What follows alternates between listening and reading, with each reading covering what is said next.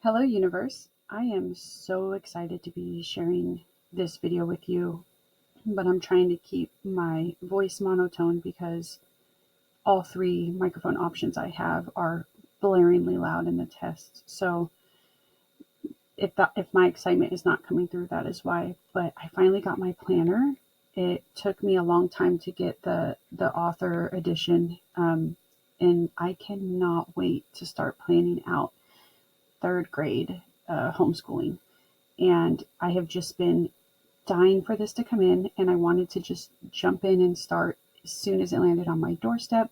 But I thought this would be a good opportunity to make a video and help other people who are just starting their journey or just like to watch these videos of other people planning, because I know I do. I literally could have these on in the background all day long while I'm getting my work done or when my daughter's doing independent work. So yeah, I thought I would contribute to that, and maybe the way that I plan will inspire others.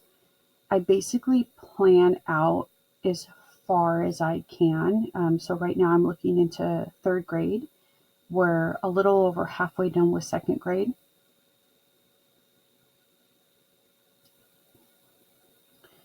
And so yeah, let's jump into it. Oh, let me show you guys the cover first. So this cover was picked by my daughter. I let her pick the first design because I'm going to do it in other designs, but I let her pick the first design and she picked a galaxy. And so I love how it came out. My only complaint is that the pages are kind of thin, so I'm nervous about bleed through. But I'll take it as it comes, as long as it does what I need when it comes to organization and like keeping all my thoughts and data in one area. I mostly use Trello. Have been a paper planner forever and swore by it. And I've tried digital planning numerous times. And I love digital planning, but it was never something that stuck. This was the first year I used Trello and made it like a very big goal of mine to stick with it. And I love it for my day-to-day homeschool planning. I can go in, see what needs to be done. I can move things around, no scratching things out or erasing them. I can keep continuously adding notes. That way, when we do a review of what we've covered, it's like everything's in one area. It's very clean, very easy. Love it. But when it comes to planning out far in advance, I'm finding like I'll put stuff in Trello and it's kind of like out of sight, out of mind. And it's like less easier to wrap my mind around everything that I want to do or that I'm planning to do.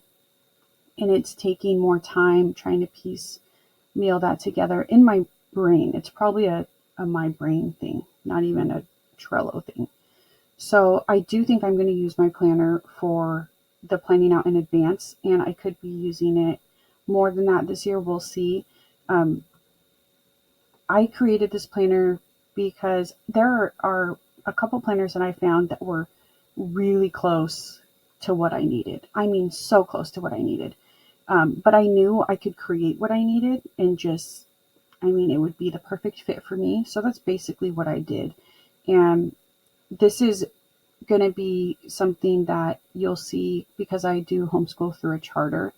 You'll see like there's aspects of that, and that's something I wanted in a planner that wasn't in any other planner, which makes sense because it's pretty, a specific area, a group of homeschoolers.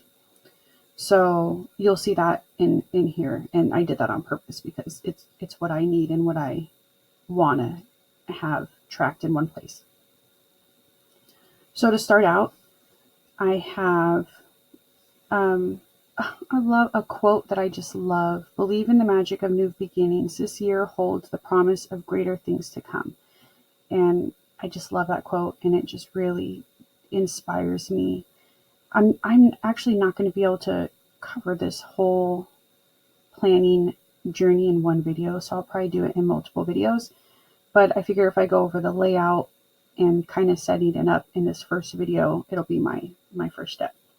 So this planner is going to be for our second grade year, which will be 24-25 school year. We homeschool for 36 weeks. We follow the charter's schedule. My daughter is going to be in third grade, and then I'll fill out our core values later. I actually have them written in my planner from last year. I'll probably transfer them over and revise as needed.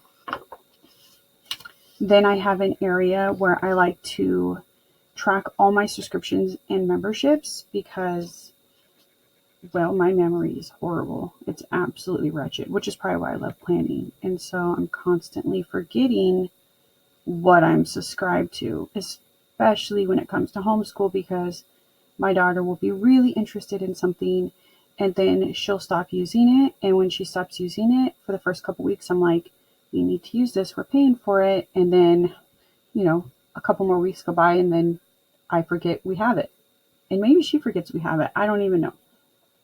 But so I do like to keep track of all the things that we're either subscribed to or have memberships with. So, for example, I would keep some of the ones that we have. Canva. Canva is a twofold. I honestly use it an absolute ton for homeschooling, but I also use it on a daily, nightly basis for work as well. So it kind of falls into multiple buckets. But all my unit studies that I do for my daughter, everything like that, worksheets, I do with Canva. So I consider it part of our homeschooling subscriptions and memberships. And then she has Prodigy. What else? Nessie, Zoo Nightkeeper.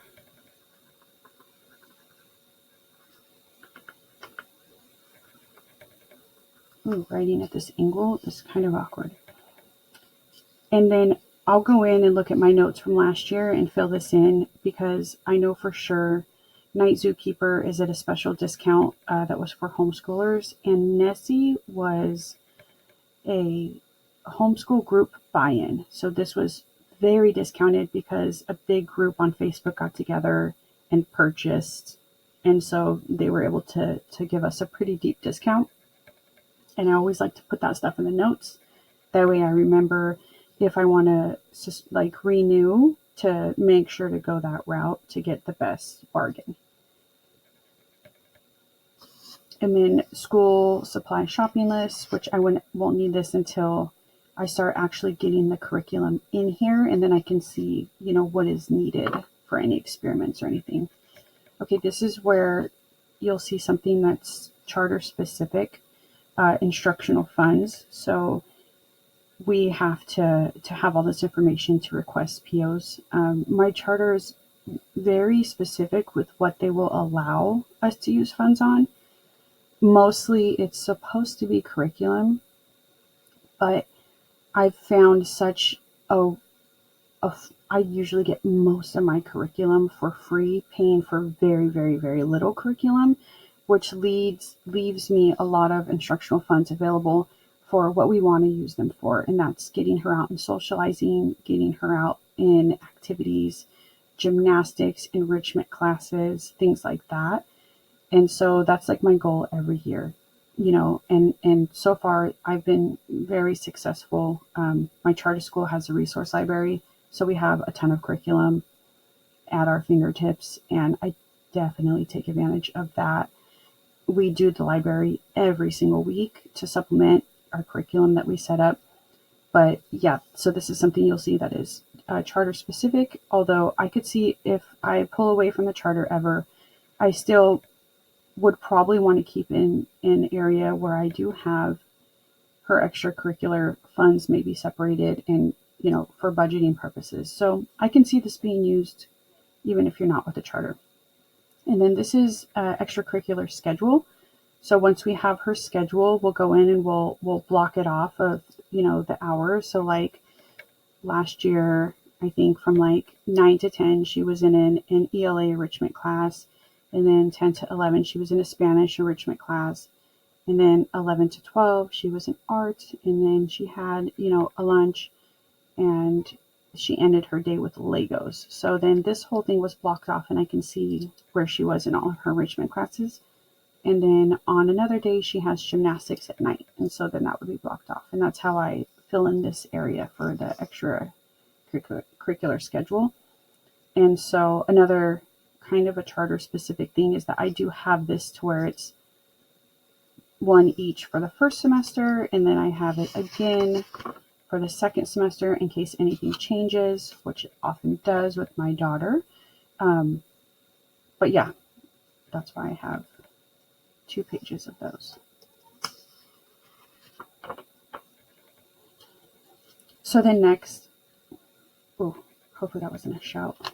Next, I have our curricula page, and this is where I'm going to list all of our curricula that we're going to use for the 3rd grade. And I actually have probably 95% of what we're going to use planned out. So I really can't wait to start filling this out.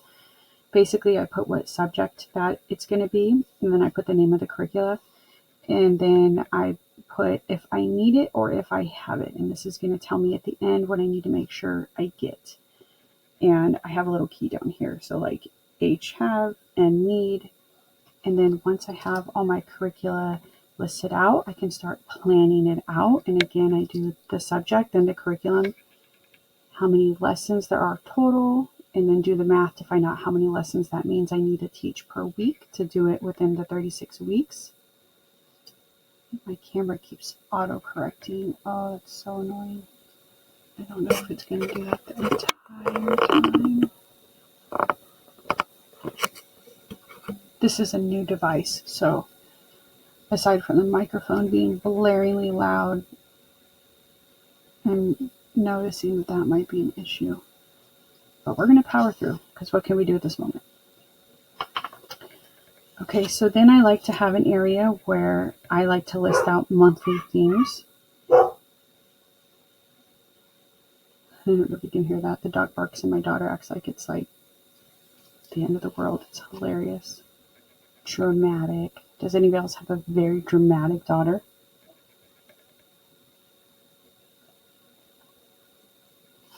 So I love themes. Give me a good theme. I'm all about themes. And so I like to have themes. This year I'm really excited because it's an election year, and I'm just excited to have that be a theme that we don't get to have every year because it's new. So it's new. So that makes me excited. And I love history and everything that kind of ties into that. So very, very, very excited for that. So yeah, so every year we have a theme. Let me think. I can kind of run through what we did this year. So August was apples and back to school. Those were 2 of our big themes. September, we start getting into fall. And I think harvest, which kind of tied into the apples. October, Halloween. And fall was like a running theme all through fall, obviously. November, fall and Thanksgiving. December, Christmas and winter. January, winter. February, winter. Groundhog's Day. President's Day, Valentine's Day. So many themes in winter. In January, MLK Day, MLK Jr. I create a unit study for that, as well as the February holidays. And the MLK unit study went so well. I cannot wait to do it again next year and see the progress, or just, comparing my daughter's answers to, this year and next year, how that's going to change and evolve. March, obviously, we're not even there yet. Well, we're not even in February yet, but you kind of get the idea. Every month I have a theme that I run with, and then, a lot of our library books and stuff will kind of be pictured around that theme. I try to see if our lessons can kind of coincide with the themes, but that all comes with like deeper planning. But yeah, I just like to have an area where I log all that down. Then I got a year at a glance area where, and I did all this undated so I can just keep reusing this planner, and I sell it too, and it makes it easier for other people. But I've never sold one, so I'm fully in my mind just making this for myself. So at a glance, I like to see everything at a glance, especially like I'll mark off vacations, I'll mark off spring break, winter break, all that stuff. I'll mark off in here. Attendance tracker, we have to track attendance because of our charter. Although I've heard that some states have to track attendance even if they are not through a charter, so I'm not really sure about that. But I have to because of the charter that I attend.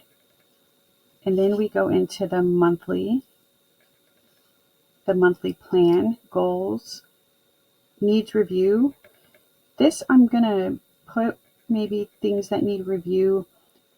Like we'll review stuff we went over in second grade. And then, thoughts on how last month went. Again, this will really just be how last year went for this first month anyways for me. And then we got all the weekly things. So then, the subject, the lesson, what materials or manipulatives we'll need. Do we have it? Do I need to buy it? Do I need to borrow it? Well, can I borrow it? Because I always will choose borrow over buy. And so I have, the same kind of checklist formula that I had earlier with the curricula page. Book lists, books that I'm going to need. Same checklist. I will always go for the library if I can.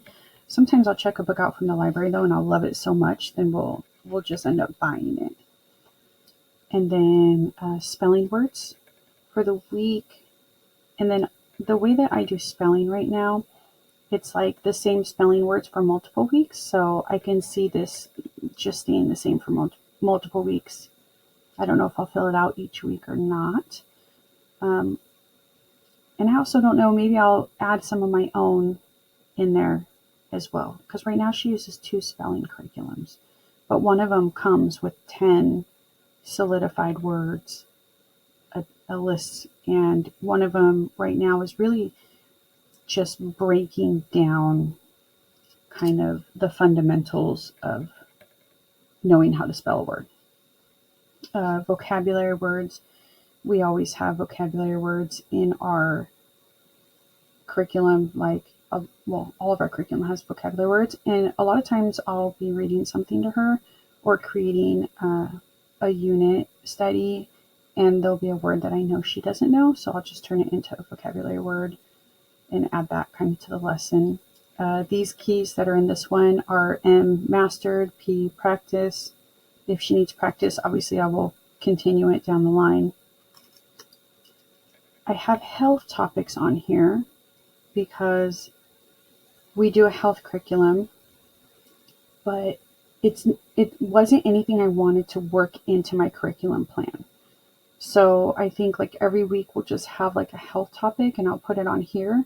Because often what I find is even though I use health curriculum, I think it's Oak Meadow, the way the book teaches it doesn't jive with us for some weird reason, but I do like it. It's kind of a guide of things that she needs to learn and that we want her to learn.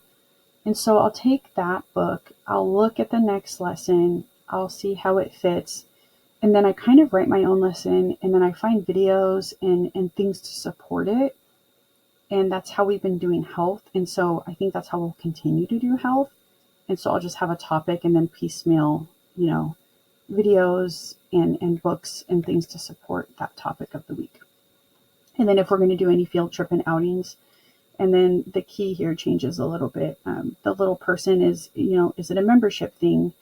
Does it cost money or is it free? And so I'll mark that, which will help us plan that out. So those are the weekly like overview type pages. And then here's where you would get into the actual specific lesson planning. And this is every week. You have the weekly overview, the specifics.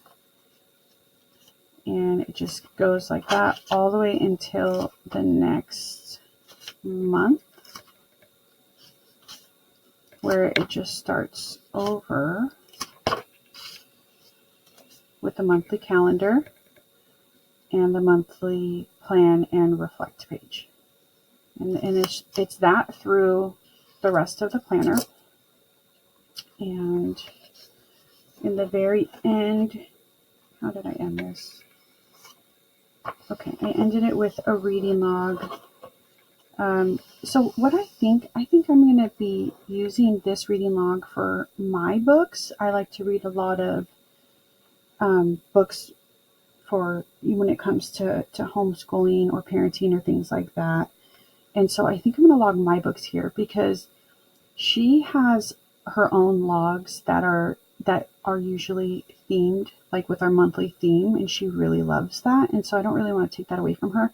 And she has like an area to rank or rate on them. I'm trying to see if I have one near me that I can show. Let me see.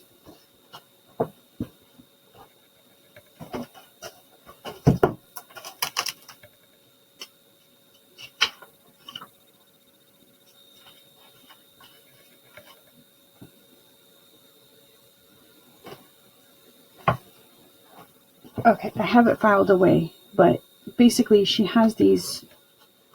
I have the one that she's been working on filed away, but she has these.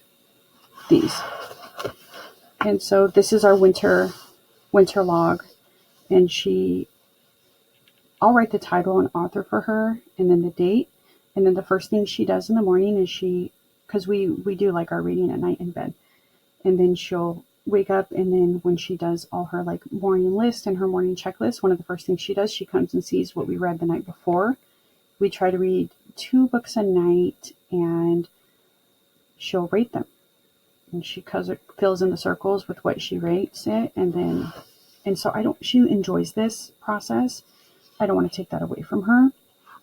So I think that she'll keep doing her reading log that way, and then this reading log, I will just put my own reading in here, and then also I can maybe write notes about it as well. And then it ends with the year reflection. And so then I'll look at this page next year when I do next year's planning, and see if there was anything that I noted for myself to help me plan for the following year. So yeah, that's my planner, and how I'm going to set it up is I have these tabs that I got from Amazon. I don't think you can see because of the writing. It's like in gold. You can kind of see, but these are monthly tabs. So I'm going to tab it monthly and then start filling it out. And so I think I'll do another video once I start filling it out. And I don't know, we'll see how many videos I do until this thing starts filling out. Thank you for watching if you did, or having me on in the background as I tend to do. And hopefully I inspired somebody and got somebody really excited to start planning for next year. I know a lot of people think planning a year out is insane, but I find life gets off track a lot. And if I have a plan to fall back on, it's very beneficial for my whole family. Because I'm less stressed. I know exactly what to do, where to pick things up and continue going, as opposed to, not having a plan and then, feeling unmotivated and feeling like I don't even know where to start to get caught up. I've been there. So I found that this is what works best for me. Thank you for watching, and hopefully you'll see more of this series come out. Bye.